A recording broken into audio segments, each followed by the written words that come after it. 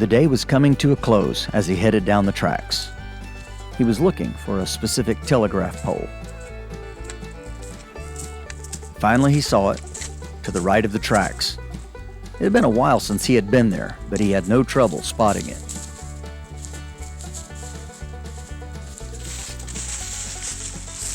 On it were two familiar hobo signs. The top indicated that there was fresh water and a safe campsite. The one underneath it gave him the direction.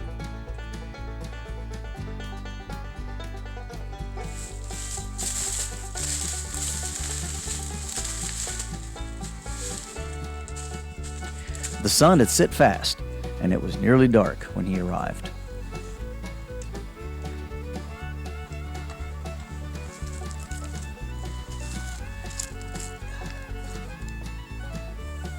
The night promised to be chilly, and so the first thing that he did was to start a warming fire. For this, he used a scrap of newspaper and his trench lighter.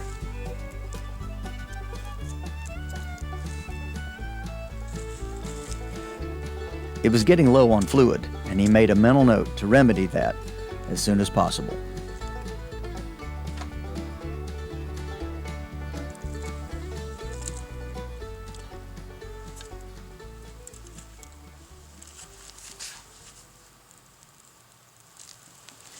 This particular jungle was only used by a few of the bows, and the contents were kept in an old steamer trunk.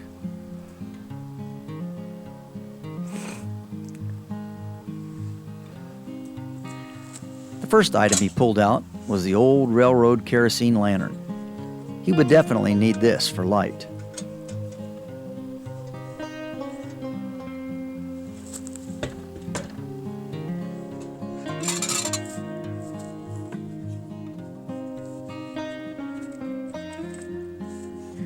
Next, he assembled the tripod and wash basin.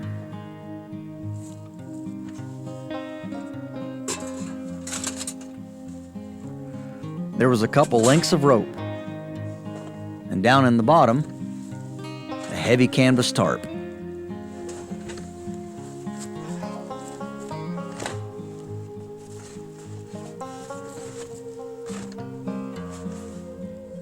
But first, he needed to light the lantern.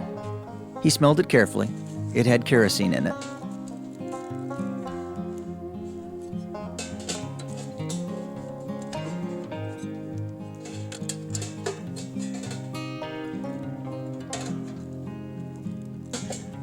Down by the lantern, there had been a wax-wrapped package. Sure enough, as he suspected, it was a box of matches.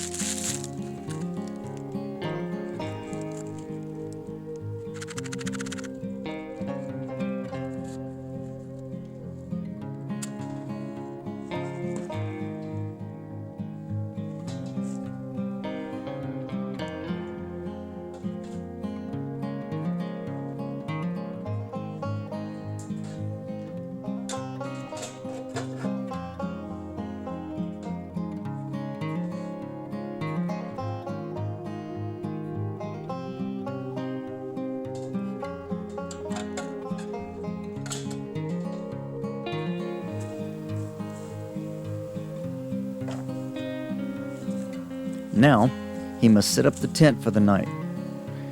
The chill in the air hinted at a coming rain.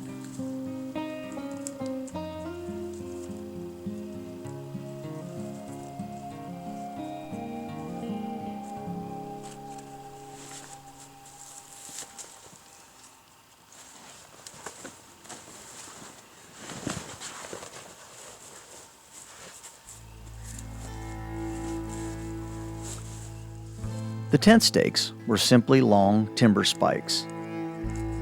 The old claw hammer was kept in the trunk as well.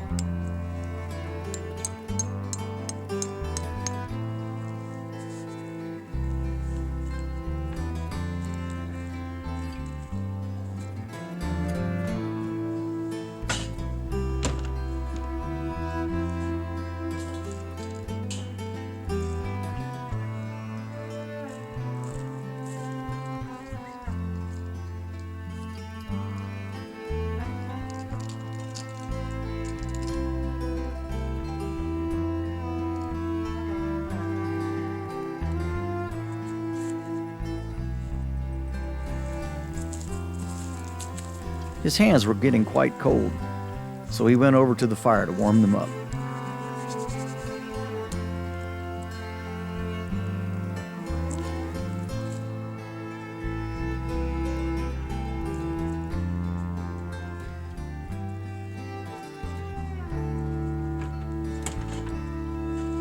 There was another canvas in the trunk in case more bows needed to spend the night.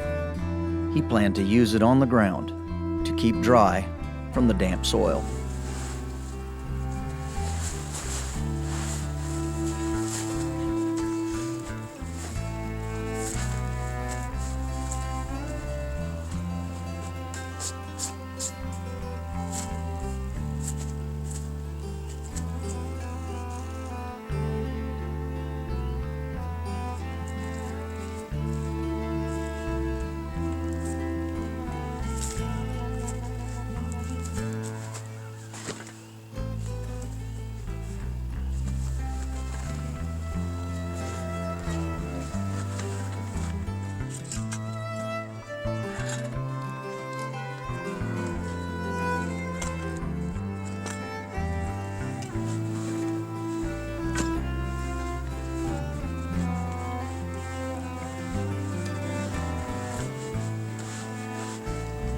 What was left in the pack was his spare clothes, which, in the canvas bag, would form his pillow.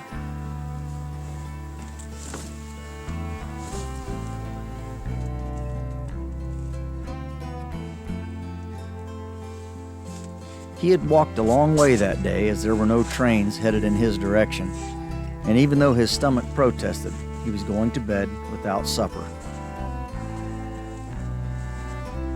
Because of the damp, chill air, he was going to simply sleep in his clothes.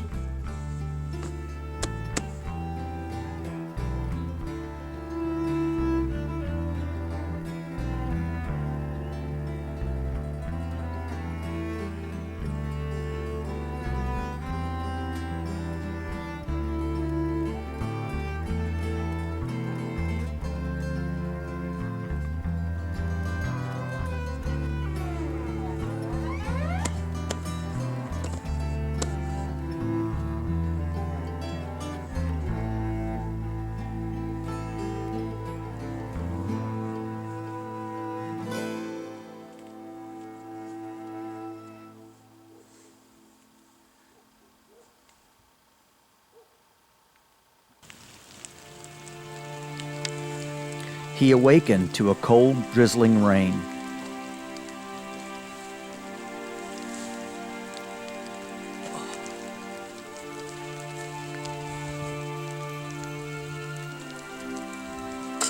As he exited the tent, he stretched as he was a bit stiff from the cold, hard ground.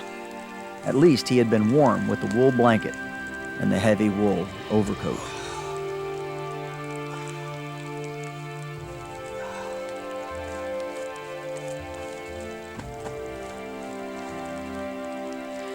He had arisen several times during the night and had managed to keep the fire blazing.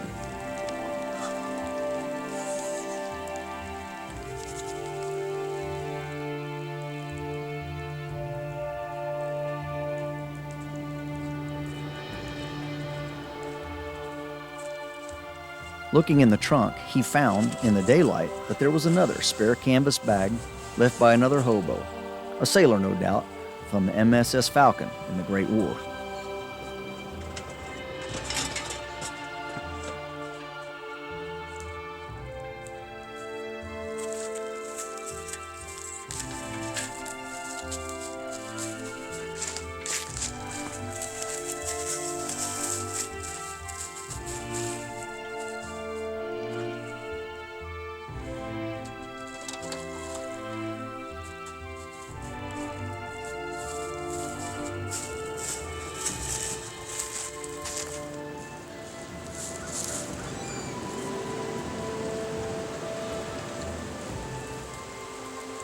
Keeping clean was an important part of a hobo's habit.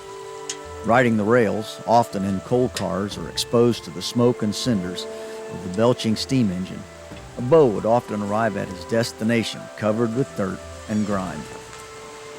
He could not expect to find gainful employment, in a disheveled and dirty condition.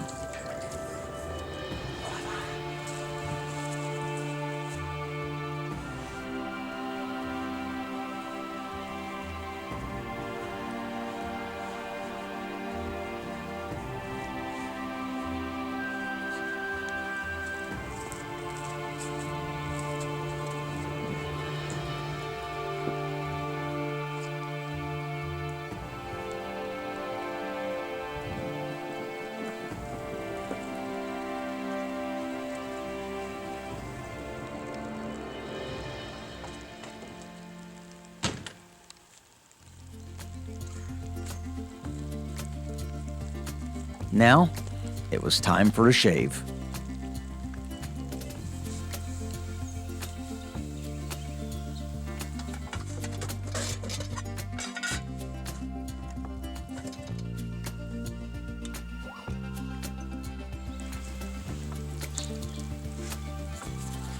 Since most jungles had a razor frame, like many others, he only carried the razor blade, safely wrapped in wax paper and tucked away in his change purse.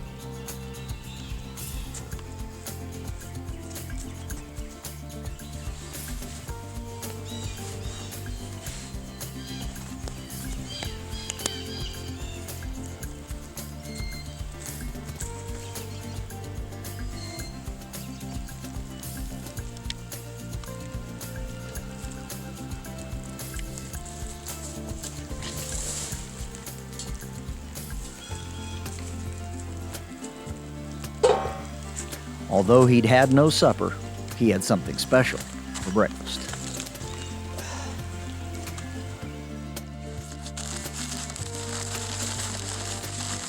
After splitting a large pile of firewood, a farmer's wife had blessed him with several fresh eggs.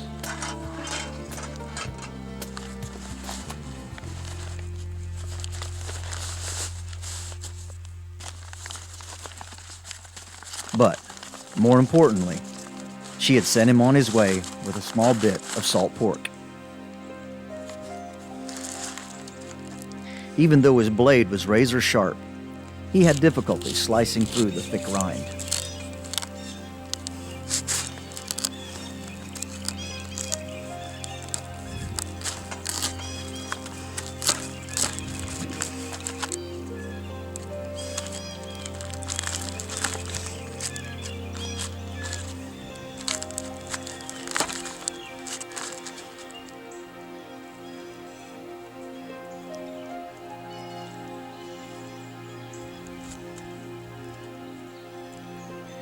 It would have tasted better in a pot of beans, but he was famished and intended to just fry some up. The eggs could also fry in the pork grease.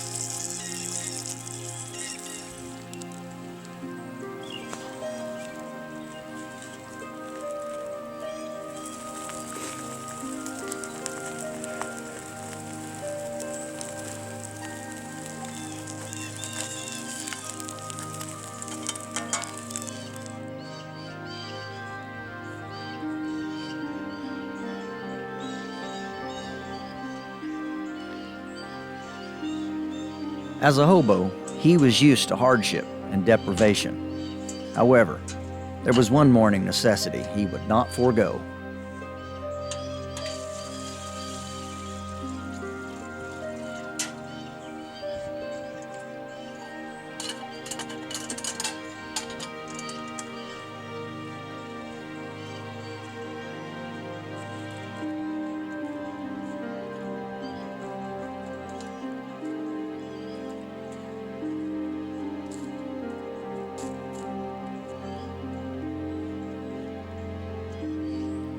He liked strong, black coffee, and even though his supply was running thin, he heaped the grounds into the pot.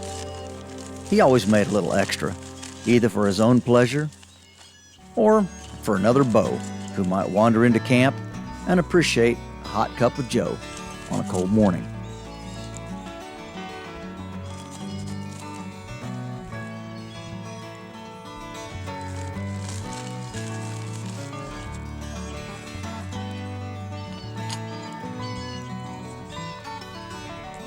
When the coffee had boiled sufficiently, he poured a little cool water on top to settle the grounds.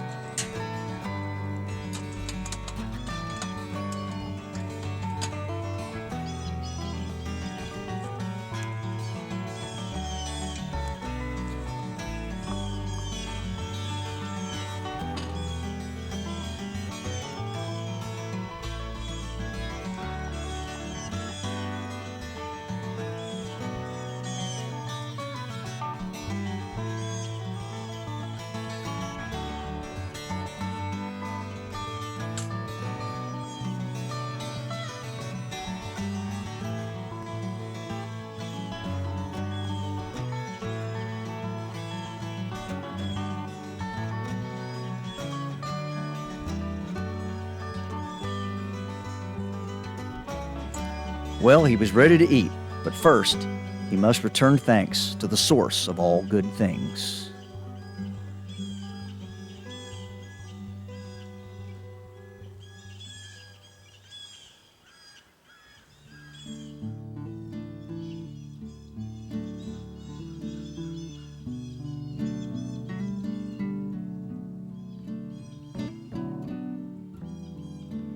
It had stopped raining, and today looked like a good day.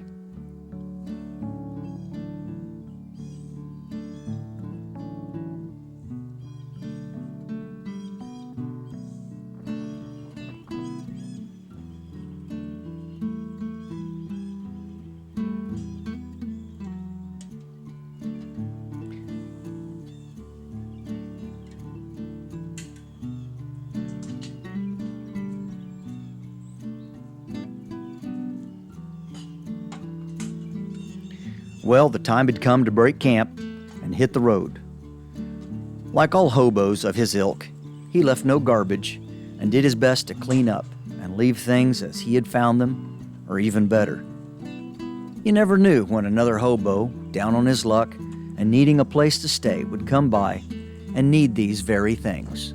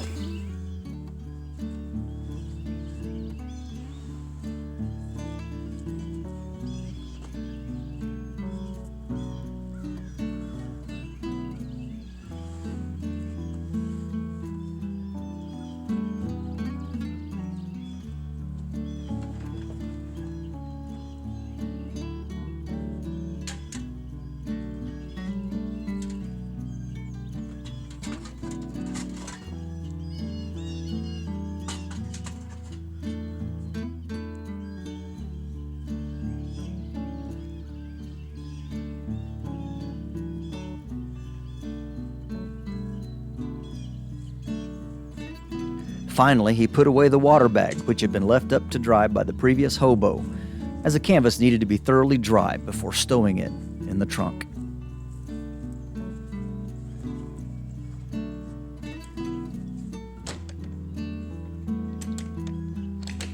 It was an old trunk, but a good one.